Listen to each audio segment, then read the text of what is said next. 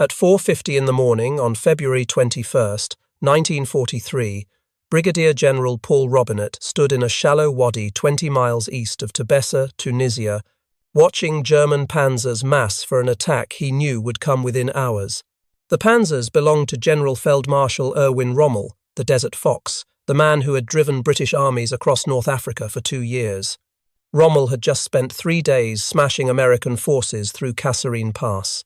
Now he was coming for Tebessa, the main Allied supply base. If he took it, he would cut off thousands of American troops and capture enough fuel and ammunition to sustain his Afrika Korps for months.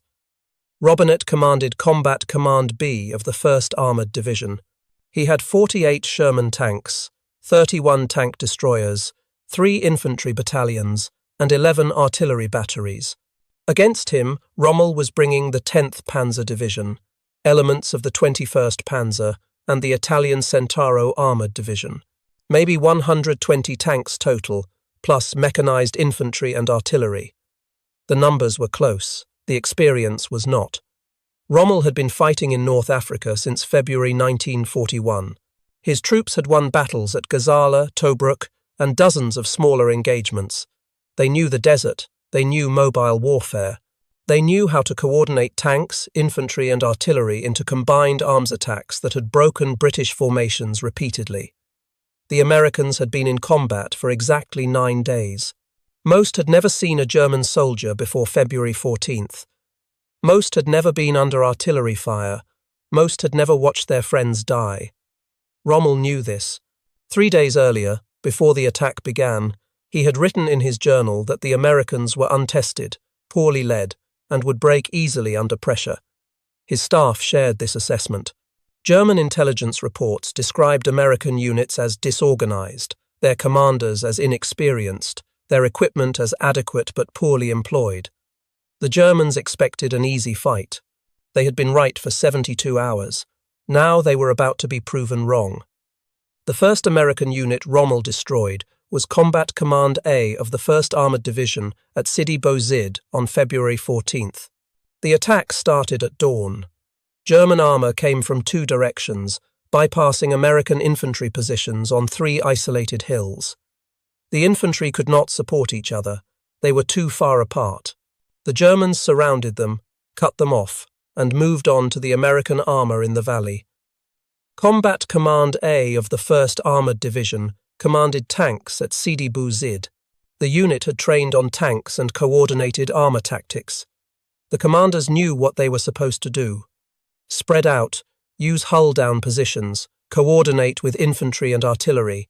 The problem was that American tank doctrine in February 1943 was designed to fight other tanks. American doctrine said, tanks should seek out enemy tanks and destroy them in tank-to-tank combat. Infantry would handle enemy infantry. Artillery would suppress enemy guns. Tank destroyers would defend against enemy armour breakthroughs. The Germans did not fight that way. German doctrine integrated everything. Their tanks worked with their infantry. Their infantry worked with their artillery. Their artillery worked with their tanks. They moved together, fought together, supported each other continuously. At Sidi Bou Zid, American tanks fought alone. The infantry was on the hills. The artillery was behind the infantry. The tank destroyers were distributed among the infantry positions. When the German attack came, nothing worked together. The German 21st Panzer Division hit from the north. The Italian Centauro Division hit from the south. They coordinated their movements, converged on the American tanks, caught them between 2 fires. Combat Command A fought for 4 hours. They knocked out maybe 12 German tanks. They lost 57 Shermans. By noon, commanders were ordering a retreat. By 1400 hours, the unit had ceased to exist as an effective fighting force. The Americans tried to counterattack the next day. Combat Command C came up from the south with 60 tanks. German anti-tank guns hidden in wadis destroyed them at ranges up to 2,000 yards. The American tanks never saw what hit them. Crews bailed out, ran for cover, left their vehicles burning. By February 16th, the Americans had lost nearly 100 tanks in 2 days. Rommel watched the battle from a command post near Sidi. He saw American tanks advancing without infantry support. He saw American artillery firing from static positions that German observers could easily locate. He saw American infantry isolated on hilltops with no route of retreat. He dictated a report to his staff describing American tactical errors in detail. His conclusion was blunt. The Americans would need at least 6 months of combat experience before they could fight effectively against German forces. The second American disaster happened at Sbeitla on February 17th. Major General Orlando Ward commanded the 1st Armored Division. Ward was 51 years old, West Point class of 1914. He had served in France during World War I. He had commanded armor for 2 years. He was competent, careful, methodical. Methodical was the wrong approach. Rommel moved too fast. By the time Ward positioned his forces at Sbeitla, German armor was already flanking the town from 2 directions. Ward ordered a fighting withdrawal. The withdrawal became a rout. American vehicles jammed the roads heading west. German artillery caught them in column, destroyed trucks and half-tracks, killed drivers who abandoned vehicles and ran. One American officer later described it as chaos. Men did not know where their units were. Officers did not know where the Germans were. Communications broke, down completely. Ward lost another 40 tanks at Sbeitla. He lost 29 artillery pieces. He lost 57 half-tracks. He lost organized cohesion. By nightfall on February 17th, the 1st Armored Division had been in combat for 4 days and had lost half its equipment. Survivors fell back to Kasserine Pass, 30 miles west, the last defensive position before Tebessa. Rommel pursued. On February 19th at 0450 hours, he attacked Kasserine Pass with the Afrika Korps assault group from the south and elements of the 21st Panzer Division towards Sbeitla to the north. His plan was to break through both passes, converge on Tebessa from 2 directions, capture the supply base, and destroy what remained of the American Second Corps. The defense at Kasserine Pass fell to Colonel Alexander Stark. Stark commanded the 26th Infantry Regiment, a unit that had landed in North Africa 3 months earlier and had seen almost no combat. Stark had engineering troops, a few artillery batteries, some tank destroyers, and a battalion of French colonial infantry with old French 75mm guns from World War I. Stark positioned his troops on the heights overlooking the pass. The pass itself was 2 miles wide, a gap in the Grand Dorsal mountain chain. The road through it led directly west to Tebessa. If the Germans broke through, they would be on open ground with nothing between them and the supply base. The German attack came in waves. First, Stuka dive bombers, then artillery, then tanks and mechanized infantry moving up the valley floor. The French 75mm guns opened fire at 4,000 yards. They were old weapons, cast in 1917, but they still worked. German tanks took hits, stopped, burned. The first attack stalled. Rommel came forward personally. He found his commanders moving too slowly, too cautiously. He ordered them to attack more aggressively. Bring up more artillery, commit the reserves, push harder. On February 20th, the Germans attacked again with twice as many tanks. They brought up 88mm anti-aircraft guns and used them in direct fire mode against American positions on the hills. The 88s could penetrate any American tank at 2,000 yards. They could destroy bunkers. They could kill infantry in foxholes. The Americans had nothing that could match their range and hitting power. By mid-afternoon on February 20th, German infantry had infiltrated the heights on both sides of the pass.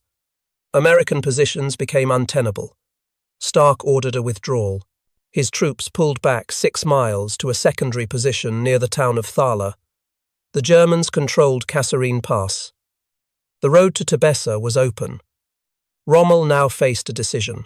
He could push northwest toward Thala and the British forces assembling there, or he could push west toward Tebessa and the American supply base. His fuel was low, his ammunition was limited, his supply lines were stretched. He needed to choose one objective and commit everything to it. German High Command ordered him to attack Thala. Rommel disagreed. He believed Tebessa was the more valuable target. Capturing those supplies would sustain his forces for months. But orders were orders. He divided his forces, sent some toward Thala, kept some moving toward Tebessa, weakened both attacks.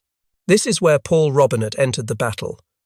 Robinett was 49 years old, from Missouri. He had graduated from the University of Missouri in 1917 with a degree in agriculture, joined the cavalry during World War I, served on the Mexican border. He had spent 25 years in the army, most of it as a staff officer. He was methodical, careful, detail-oriented. He was not a flashy commander. He did not give inspiring speeches. He just worked problems until he solved them. On February 19th, Robinett received orders to take Combat Command B north from Sbeitla and establish a defensive position east of Tebessa. The orders were vague. Hold somewhere. Stop the Germans if they come. Nobody told him exactly where to position his forces or what level of attack to expect. Robinett spent February 19th and 20th conducting reconnaissance. He drove forward in a jeep with his operations officer, looking at terrain. He needed to find a position where American forces could fight effectively. The ground had to favor defense. It had to provide concealment for tanks. It had to offer observation for artillery. It had to channel German attacks into kill zones. He found such a position along the Bahiret-Fusana Valley where the ground favored defense. The valley ran roughly north to south. German forces approaching from Kasserine Pass would have to cross open ground to reach American positions. The valley floor was flat, offering no concealment for attacking forces. But the valley edges had wadis, shallow depressions in the ground, perfect for hiding tanks hull down. American tanks could sit in these wadis with only their turrets exposed, presenting minimal targets while maintaining clear fields of fire across the valley floor. The valley sides had ridgelines that provided excellent observation. Forward observers positioned on these ridges could see for miles. They could observe German assembly areas, call in artillery fire before attacks even began. The ridgelines also provided positions for infantry. American infantry on the ridges could cover the tank positions with rifle and machine gun fire, preventing German infantry from infiltrating close enough to attack the tanks with grenades or demolition charges. There were defiles that would channel any German attack into predictable routes. The Germans would have limited options for maneuver. They would have to come across the valley floor or attempt flanking movements through narrow passes. Either approach would expose them to concentrated American fire. Robinett could position his forces to cover all likely avenues of approach. He positioned his tanks in defilade, hull down in wadis where only their turrets showed. This reduced their exposure to German fire while maintaining their ability to engage enemy targets. The M4 Sherman tank had a low silhouette when hull down. German gunners would have difficulty hitting them at range, but the Shermans could fire effectively. Their 75mm guns had adequate range and hitting power against German tanks at normal engagement distances. He positioned his tank destroyers forward as an outpost line. The M3 half-tracks with 75mm guns were vulnerable in direct combat. They had thin armor. A German shell would penetrate easily. But positioned forward in concealed positions, they could engage German tanks at first contact, disrupt German formations, force the Germans to deploy prematurely.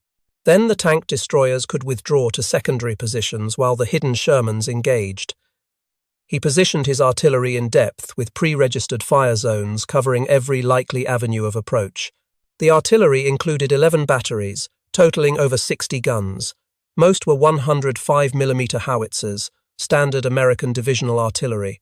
They had good range, good accuracy, good hitting power against both armored and soft targets. Properly coordinated, they could deliver devastating firepower.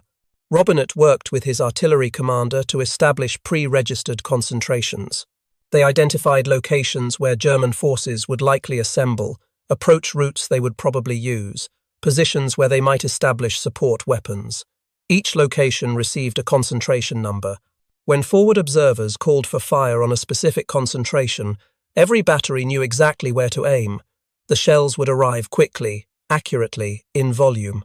He positioned his infantry on the flanks with clear fields of fire. The infantry came from the 1st Infantry Division, Terry Allen's command. They were experienced soldiers. They had fought in North Africa for 3 months. They knew how to dig foxholes, establish firing positions, coordinate with supporting arms. Robinett placed them where they could cover the tank positions, protect the artillery from infiltration, seal off the flanks against German attempts to envelop the defence. Most importantly, he coordinated everything. He held a commanders' conference on the evening of February 20th. Every battalion commander, every company commander attended.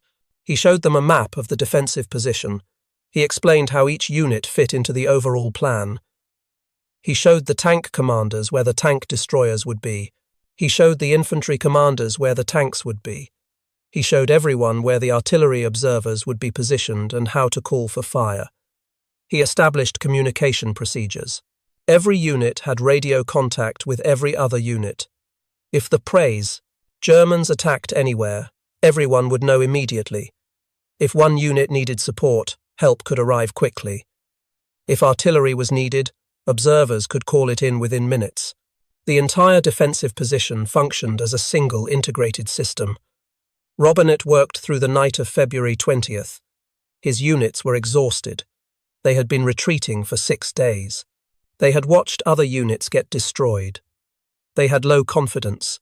He walked among them, talked to platoon leaders and company commanders, explained the defensive plan, showed them how the position would work. He told them the Germans would come, probably at dawn, probably with tanks leading. He told them to hold their positions, trust the plan, fight as a team. At 0450 on February 21st, German reconnaissance elements probed the American position. They reported back to Rommel that Americans were dug in along the valley in significant strength. Rommel decided to attack anyway. He had momentum. He had veteran troops. He believed the Americans would break like they had broken everywhere else. He was wrong.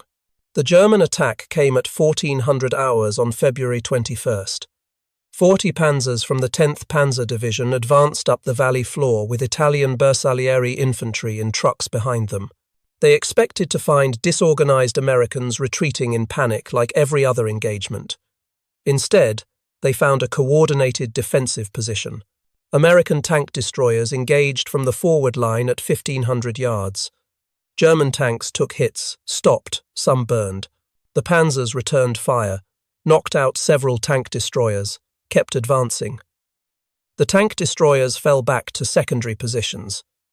Then the hidden Shermans opened fire from hull-down positions in the wadis. The Germans had not seen them. Suddenly they were taking fire from 3 directions. More tanks hit, more vehicles stopped. The Italian trucks carrying infantry tried to maneuver off the road. American artillery started falling. Pre-registered fire. Forward observers had called in concentrations. Shells landed among the trucks, destroyed them, killed infantry. The German attack stalled. Rommel came forward personally to assess the situation. He could see American positions clearly now. They were not retreating. They were not panicking. They were fighting from prepared positions with coordinated fire. His casualties were mounting. His fuel situation was critical. His ammunition was running low. He ordered another attack the next morning, February 22nd. Same axis, more force. Bring up everything available. Break through to Tebessa. The attack on February 22nd hit at 11:25 hours after delays caused by fog. German tanks and Italian infantry pushed up the valley again. Again, they met coordinated American resistance. Tank destroyers, tanks in defilade, artillery fire, infantry with anti-tank weapons. The Germans made some progress, reached within 2 miles of the American artillery positions. Then American artillery opened up with massed fire. 11 batteries, 132 guns, all firing on pre-registered coordinates. The valley floor became a killing zone. German tanks took direct hits. Infantry in the open were cut down by shrapnel. Italian Bersaglieri units were decimated. 2 battalions were effectively destroyed in 30 minutes of sustained bombardment.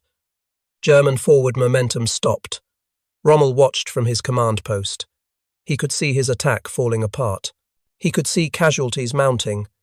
He received reports that Montgomery's 8th Army had reached the Meroth line to the south, threatening his rear. He received reports that Allied reinforcements were arriving hourly at the passes. At 1600 hours on February 22nd, Rommel made his decision. He ordered a withdrawal. All units pull back through Kasserine Pass. Return to starting positions.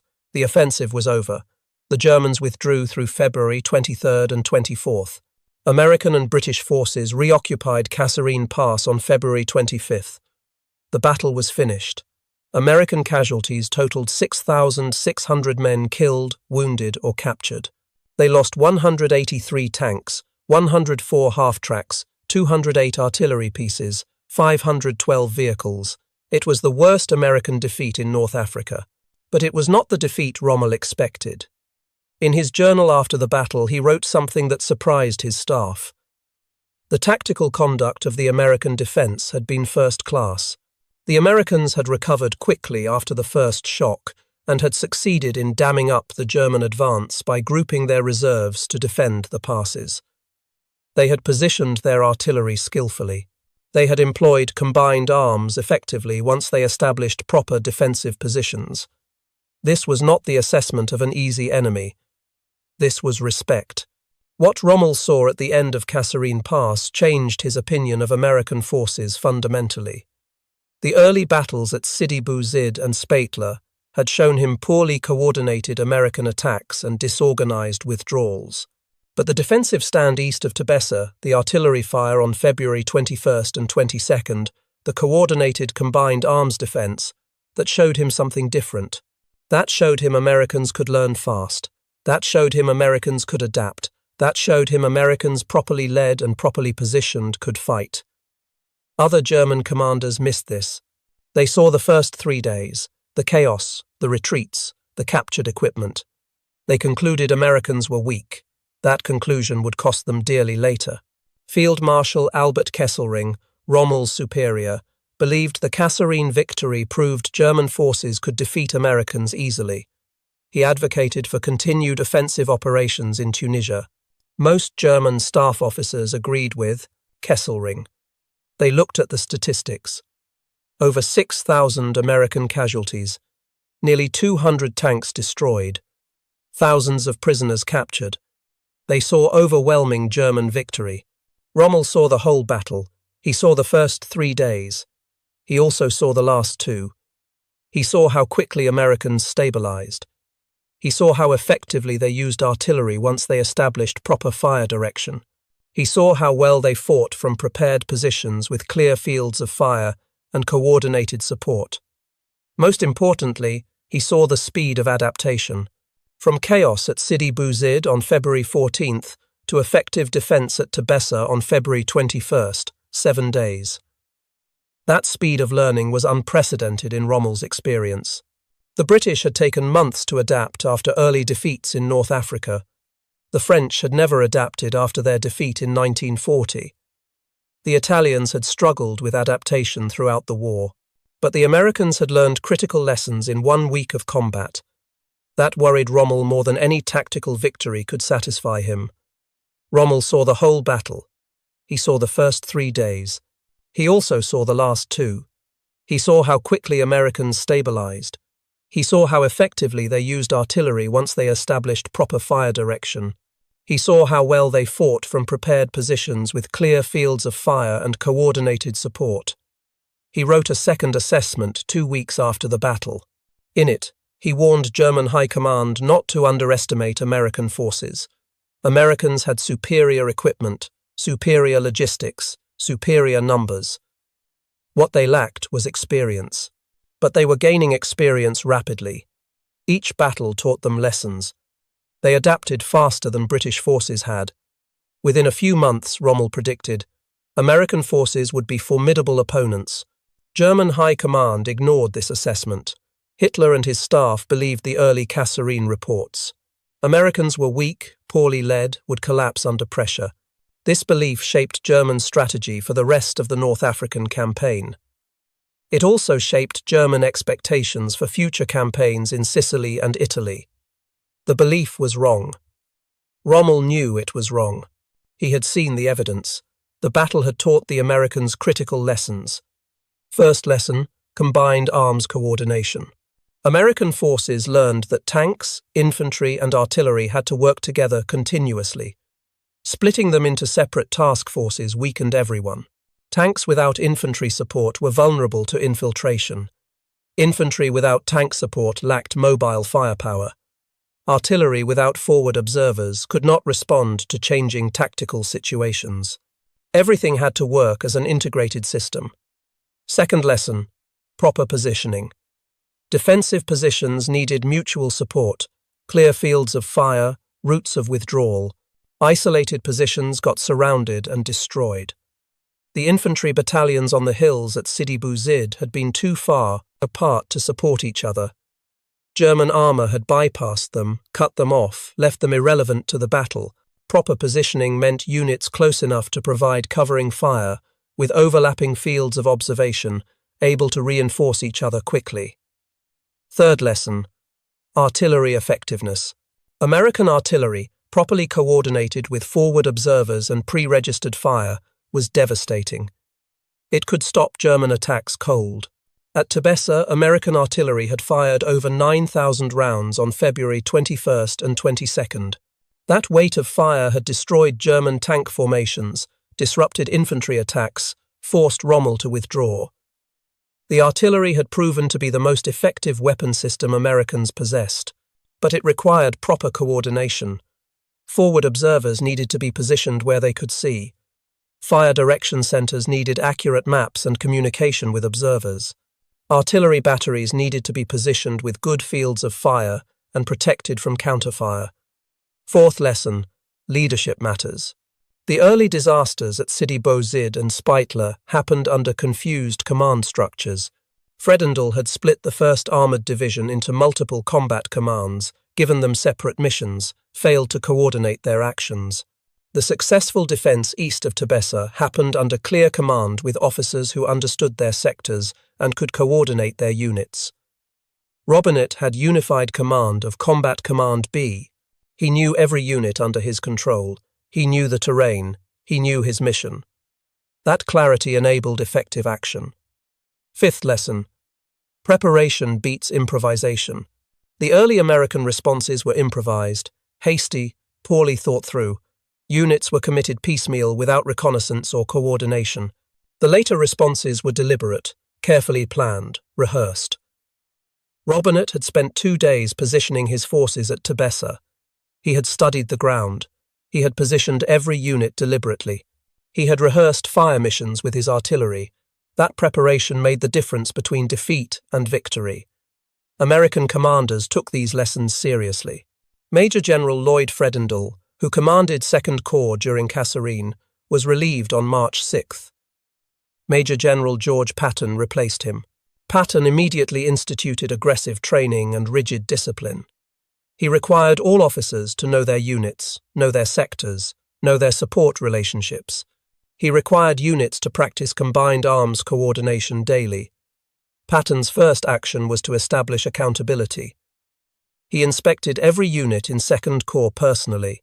He asked commanders about their missions, their units, their supporting fires. If commanders could not answer immediately, Patton relieved them on the spot. Within 2 weeks, every battalion commander in 2nd Corps knew exactly what was expected. Clarity replaced confusion. His second action was to enforce standards. He required proper uniforms, clean weapons, military discipline. Soldiers who had grown sloppy during the retreat were brought back to standard. Patton believed discipline in garrison led to effectiveness in combat. He was correct. Units that maintained standards in small things maintained standards in combat. His third action was to rebuild confidence. He visited forward positions daily. He talked to soldiers. He asked about their equipment, their training, their morale. He listened to their concerns. He made changes based on what he heard. Soldiers saw that leadership cared about their welfare and their survival. Morale improved rapidly. His fourth action was to fix tactical problems. He required defensive positions to be properly sited with mutual support and clear fire plans. He required infantry and tanks to train together until they understood how to support each other. He required artillery forward observers to work with every maneuver unit, so they understood how to call for fire effectively. He required tank destroyers to practice ambush tactics from concealed positions rather than fighting tanks head-to-head. His fifth action was to prepare for offense. Kasserine had been defensive, but Patton knew Second Corps would need to attack. He required units to practice assault tactics, movement to contact, breakthrough operations. He required logistics units to practice rapid resupply during mobile operations. He required engineers to practice clearing mines and building bridges under fire. Everything was rehearsed repeatedly until it became automatic. The results showed immediately. American operations resumed in mid-March 1943 with a methodical advance toward the eastern dorsal. On March 17th, Second Corps launched an offensive toward Guettar. Patton's forces moved with coordinated combined arms. Infantry secured high ground, while tanks provided mobile firepower. Artillery prepared each objective before troops advanced. Engineers cleared mines and improved roads for supply vehicles. The capture of Guettar on March 17th was unopposed. German forces had withdrawn eastward, but Patton did not pause. He pushed Second Corps forward immediately. On March 18th, American forces secured Guettar, an oasis town 30 miles east of Guettar. The 1st Infantry Division under Major General Terry Allen established defensive positions in the hills surrounding the oasis. The Germans counterattacked on March 23rd. The 10th Panzer Division, the same unit that had smashed American forces at Sidi 5 weeks earlier, came west with 50 panzers and mechanized infantry. They expected to drive the Americans back like they had done in February. They were wrong. American artillery opened fire at maximum range. Forward observers positioned in the hills had clear fields of observation across the valley approaches. They called in concentrations on German assembly areas before the panzers even began their attack. Shells fell among the tanks. Some were hit, others were forced to maneuver. The attack lost cohesion before it started. The panzers came forward anyway. They advanced across open ground toward American positions. American tank destroyers, positioned hull down on reverse slopes, engaged at 1,500 yards. The tank destroyers were the same M3 half-tracks with 75mm guns that had failed at Sidi Bouzid. But now they were properly positioned with clear fields of fire and infantry support on their flanks. They knocked out German tanks systematically, 28 panzers destroyed in 4 hours of fighting. The German attack broke apart. Some tanks withdrew, others tried to flank the American position. American artillery shifted fire to interdict the flanking movement. More German tanks were hit. The attack stalled completely. By evening on March 23rd, the 10th Panzer Division had withdrawn with heavy losses. The Americans held Guettar.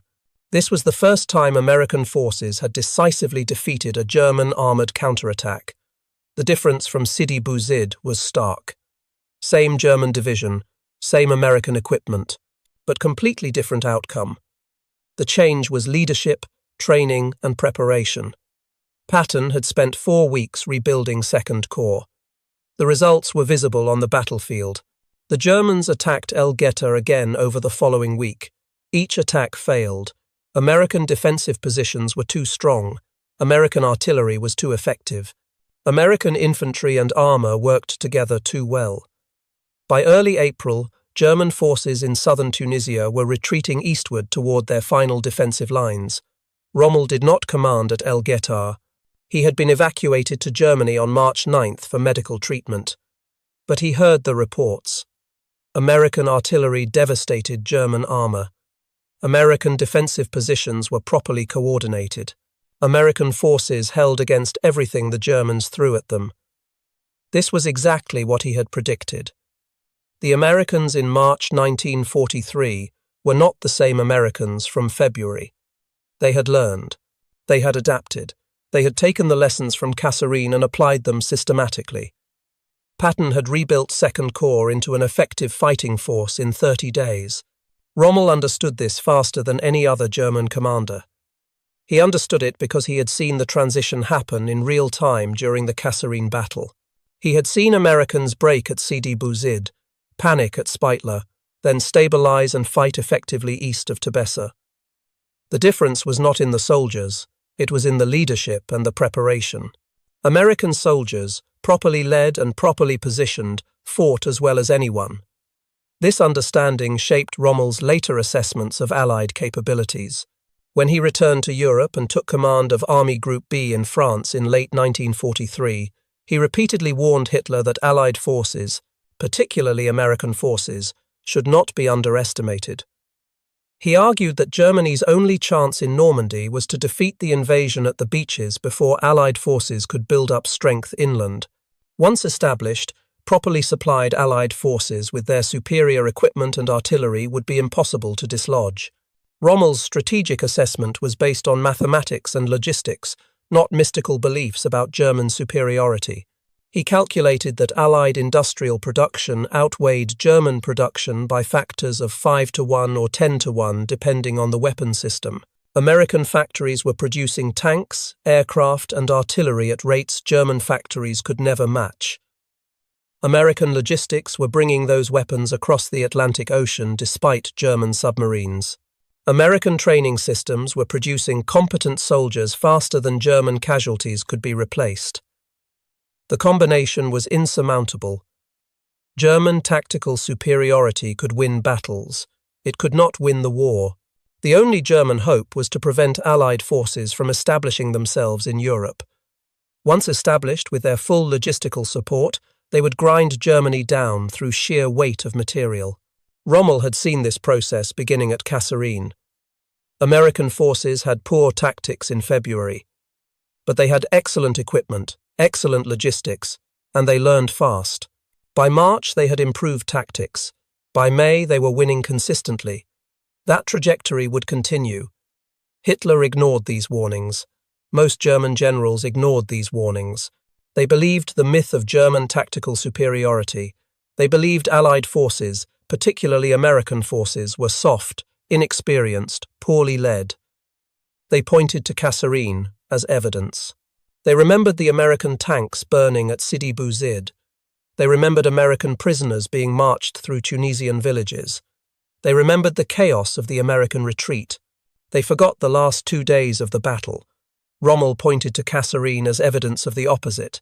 Americans at Kasserine had their first battle, took massive losses, learned from those losses, and adapted within 72 hours. That adaptation prevented Rommel from achieving his objectives. That adaptation stopped the Afrika Korps at the gates of Tebessa. That adaptation, multiplied across an entire army, would eventually overwhelm Germany completely. The key moment in Rommel's reassessment came on February 21st, at 1400 hours, when he watched the German attack stall in the Bahirate-Fusana Valley. He had expected to see Americans retreating in disorder, like they had retreated everywhere else. Instead, he saw organized defensive fire. He saw coordinated artillery. He saw tanks fighting from prepared positions. He saw a combined arms defense that matched anything British forces had done. He immediately understood what this meant. Americans had lost battles for 9 days straight, but they had not lost their cohesion. They had not lost their will to fight. They had fallen back, regrouped, learned, adapted. That kind of resilience was dangerous. That kind of adaptive capacity, combined with American industrial strength and logistical superiority, would eventually decide the war. Rommel expressed this view to his staff on February 23rd as they prepared to withdraw. The Americans had taken their beating and would come back stronger. The Germans had won the battle but lost the larger opportunity. They should have destroyed Second Corps completely in the first 3 days. They had not. Now Second Corps would rebuild, learn, improve. The next time they met, the Americans would be far more dangerous. His staff did not understand. They saw the captured equipment, the prisoner counts, the territory gained. They saw victory. Rommel saw missed opportunity and future threat. The historical record proves Rommel right. American forces in North Africa improved dramatically after Kasserine. By April, they were holding their own against German attacks. By May, they were leading offensives.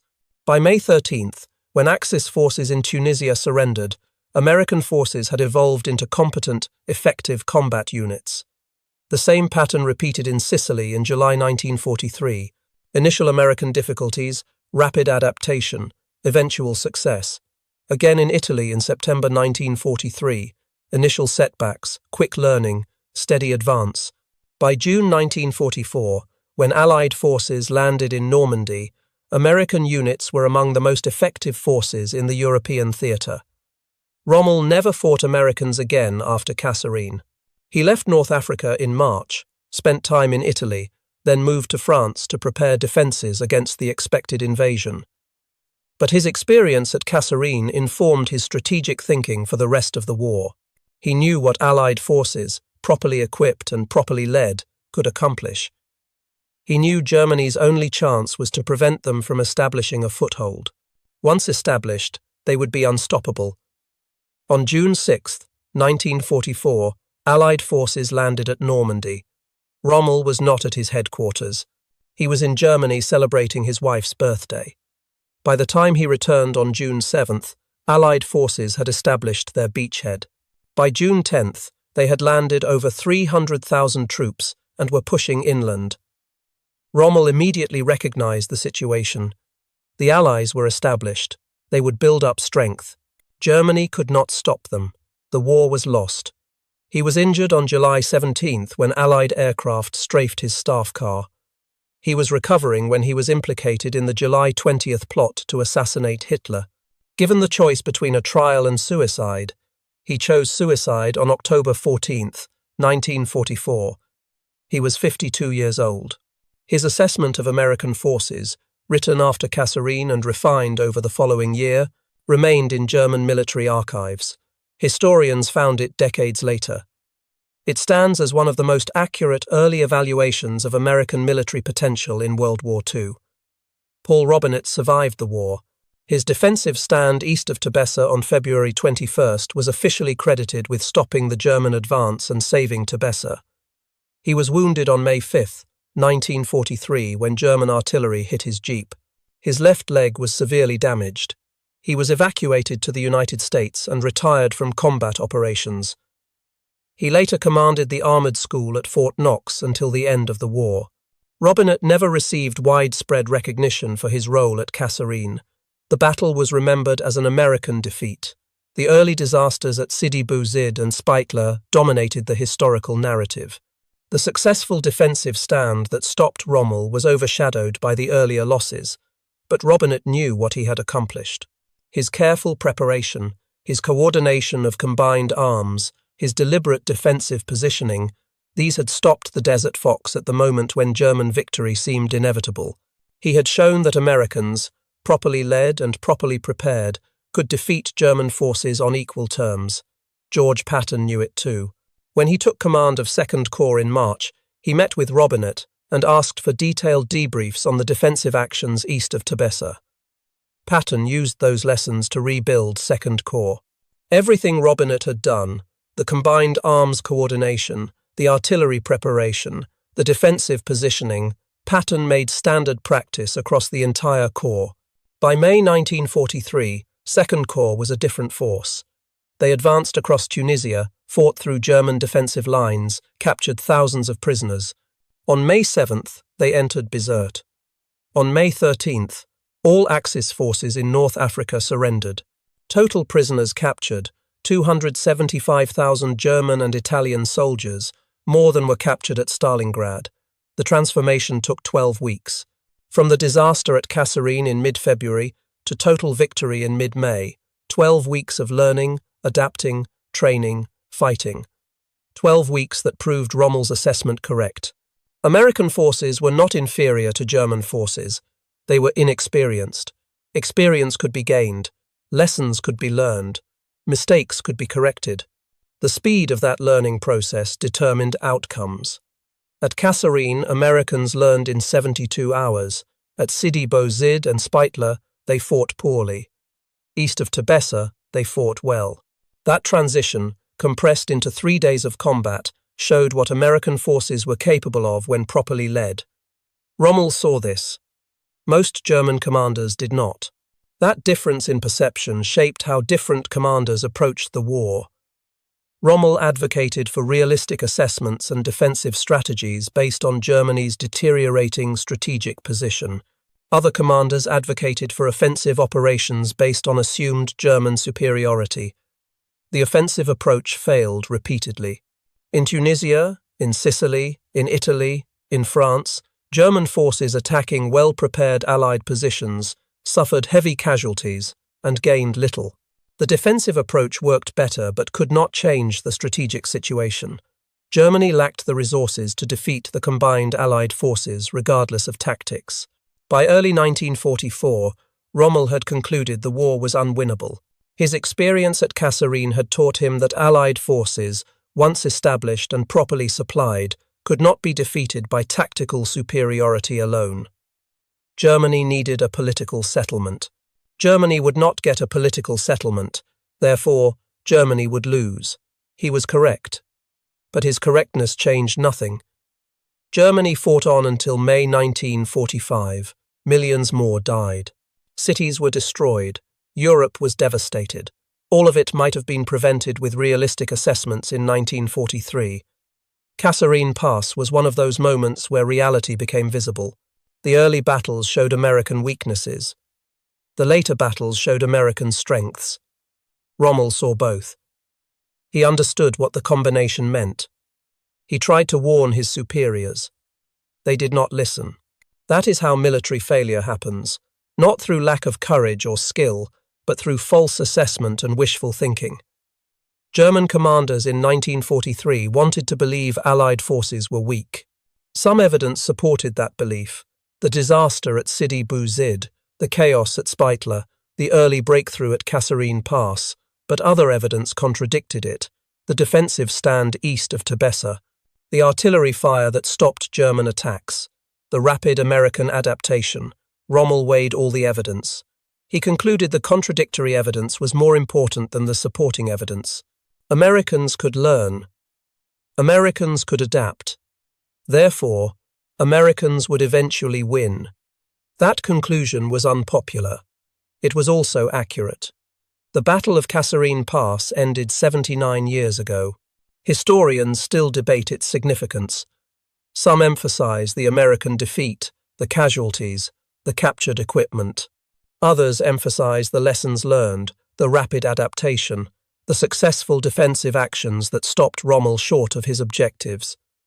Both perspectives are partially correct. Kasserine was a defeat. Americans lost more men, more equipment, more ground than the Germans. But Kasserine was also a learning experience. Americans figured out combined arms coordination under fire. They figured out artillery effectiveness. They figured out defensive positioning. They applied those lessons immediately. Rommel understood that paradox. You can lose a battle and learn enough to win the war. You can win a battle and miss strategic realities that guarantee eventual defeat. Kasserine was both simultaneously, an American tactical defeat that became a strategic lesson, a German tactical victory that revealed American potential. The field where Paul Robinett positioned his defense on February 21st is empty farmland now. No markers, no monuments. The wadis where he hid his tanks are still there. The ridgelines where his artillery observers called in fire are still there. The valley floor where German panzers were destroyed is still there, but nothing marks what happened. Most people driving through do not know a battle was fought there. Rommel's headquarters at Kasserine is gone. The pass itself is now a modern highway. Tourists drive through without knowing its history. The hills where American and German soldiers fought are quiet, but the lessons remain. Proper preparation matters. Combined arms coordination matters. Leadership matters. Realistic assessment matters. These lessons, learned at great cost in February 1943, shaped how American forces fought for the rest of the war. Rommel learned those lessons too. He learned that American forces, written off as inexperienced and incompetent by most German commanders, were actually dangerous opponents who learned fast and adapted quickly. He tried to communicate that lesson. History shows whether anyone listened. Thank you for watching. If you found this story valuable, please like this video and subscribe to the channel. We focus on bringing you the forgotten stories and nuanced truths of World War II that deserve to be remembered. Share your thoughts in the comments below. Where are you watching from? What other stories from North Africa would you like us to explore? Your engagement helps us continue this work.